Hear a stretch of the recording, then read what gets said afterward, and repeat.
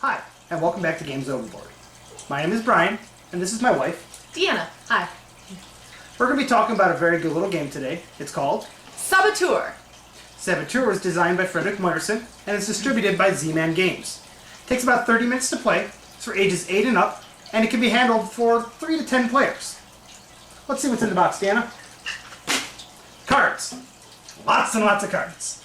And there's lots of different types of cards, which Deanna's going to tell you a little bit about right now. The ones with the red backs are character cards. So you're either a gold digger or a saboteur. The ones with their gold are the gold cards. These determined the winner at the end of the game by the amount of gold that are on the back. These are the treasure cards. These is what you're going to be digging for. They either have rocks or gold on the back side of them. And finally, there are action cards. Action cards are the actual cards that you play during the game in order to progress things, and there's special action cards you can use as well. And finally, there's the start card. The start card is double-sided and has a ladder on it. It's merely a place marker to show you where you start each round from and give you an idea what's going on. So to set up the game, you place your start card anywhere on the table, and then your 3 treasure cards on the other end of the table. There should be space enough for 7 cards in between your start card and the middle treasure card. And then the other 2 treasure cards have 1 card in between them going vertically on the table to set up. After you set up your board, everybody gets a certain number of action cards. That number is determined by the number of people playing in the game. And lastly, everybody gets a red dwarf card. Now on the back of these dwarf cards, there's either going to be the Saboteur, which just says Saboteur on the top, or the dwarf. And you're going to have 1 more card than there are the number of people playing, and the number of saboteurs is different depending on who's playing. So in our situation, we'd have 1 saboteur, and that's it. So, after we deal the card out, you'll see who you are, and there'll be 1 card taken out. So there may or may not be a saboteur in each round. You put that card aside. Gameplay goes as follows. It's a very easy game. Basically, all you have to do on your turn is play a card, or pass, and then draw a card at the end of your turn. Playing a card, if it's a path card, you merely just put it on the table in order to get closer to your treasure. There are 2 things that you need to worry about when placing a path card. You have to first make sure that paths match paths. You can't have paths meet rock. Makes no sense, as in Carcassonne or any other similar game. Now you also must make sure that the orientation is the same. In this case, you want to make sure that they go horizontal, not lengthwise. This would be an example of a wrong placement. Those are the only 2 things that you have to worry about. In addition to the path cards, which are pretty self-explanatory, if you're trying to build your tunnel from the start over to your treasure cards, there are also other cards available as well. If you've ever played the game Millborns, you know that there's ways to stop your players from getting to their location as quickly. The same happens in this game. There are 3 different items that dwarves go into the tunnels with: a lantern, a minecart, and a pickaxe. If any of these are broken, they can't go any further. So on your turn, if you get one of the bad cards, which is signified with a red circle and a broken item on the card, you may play it on any player in the game. This impedes them from moving. If you have a red card in front of you at any time, you may not play any path card at all. You can play other red cards, and you can play other cards in the game, but you can't play any tunnel cards. This stops you pretty quickly. For each one of the red cards, there is a corresponding green card, which fixes your item. If on your turn you wish to fix the broken item in front of you, you just play it on top, and that's your turn, and both go to the discard pile. When you discard any card in the game, whether it be coming off the board or going away, it all goes face down. This is so the Saboteur can get rid of cards without the other players knowing what's been removed from the game. There are a couple other special cards Deanna's going to talk about. If you decide to play the map card on your turn, you can choose to look at any one of the 3 treasure cards that you're going for. And you may not disclose this information to any other player, cheater. From there, place it back down, and this gives you very important information.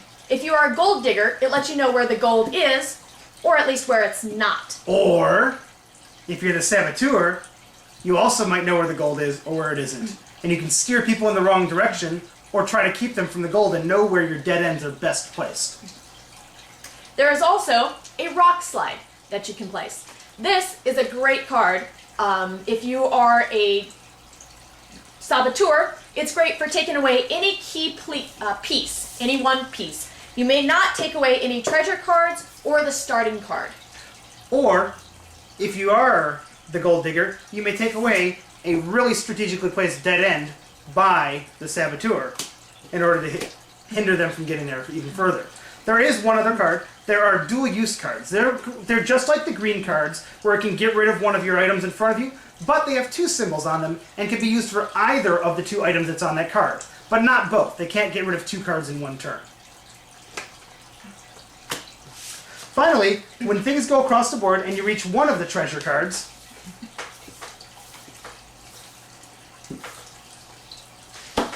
you'll reveal that card.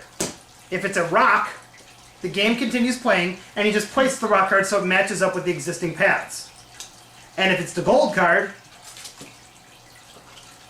Woohoo! the round ends. When the round ends, we're going to give some treasure out. Alright, divvying up the loot. If you are a gold digger, you figure out how many available gold diggers there are, and you pick that number of cards. Now, But if you were on the gold digger team and you have any of your items disabled in front of you, you don't get any of the share of the gold. So, if you're a really mean player, like me, you may decide that it's advantageous to put one of the disabled cards on your teammate when you get very close to the gold so they don't get any of the gold and you can steal it all from them. Ha ha ha. you suck. So you're going to draw these gold cards, and whoever the actual dwarf was that found that connected to that gold card gets first choice. This is important because on the back of these cards, there's anywhere from 1, 2, or 3 gold nuggets on that card. And that person gets to pick whatever one they like out of that arrangement. They keep it face down, and nobody knows how many points anybody has till the end of the entire game. Goes around from any other people that were in it, and they would take one as well, and that's how the gold is divvied out if you're a gold digger. Now, the round can also end if they don't reach the gold. If in the course of the game, there are either no cards left to play, or no cards that anybody can play on the turn, meaning everybody went around one full turn and passed, then the Saboteurs win and accomplish their mission of stopping the gold from being found. If you're a Saboteur, you're going to get a pre-designated number of gold nuggets. Not gold cards, mind you, but the nuggets on the back. So you'll look and you'll take a number there. So if you're the Saboteur and you win, other people know how much gold you have. And the more Saboteurs there are, the less gold you get.